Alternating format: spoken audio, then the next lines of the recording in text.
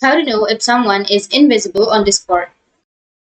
So if you want to know if someone is invisible on Discord, then what you need to do is just go with the Discord application, or you can go with the Discord browser and make sure to log into your account.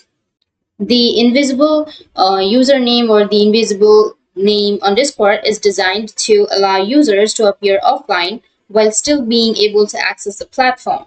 Open the Discord server or direct message conversation. So you just need to simply go with the bottom middle, which has your profile, and then under your profile, you will have online option, and under that online, you will have invisible. So if you choose invisible, you will not appear online, but will have full access to all of Discord.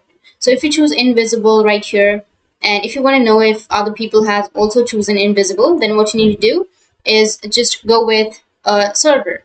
So once you're on the server, you'll be able to see how many members are there in the server, right? So if there are 3 members in the server and if it is saying 2 online, then that means the other person or the third person has set their profile to invisible. So to know that, you just need to simply go and join a server. And once you've joined the server, you can go with the members on the server and the online. So that's how you can know if someone is invisible on Discord. And if you have any questions, feel free to comment below. Thanks for watching.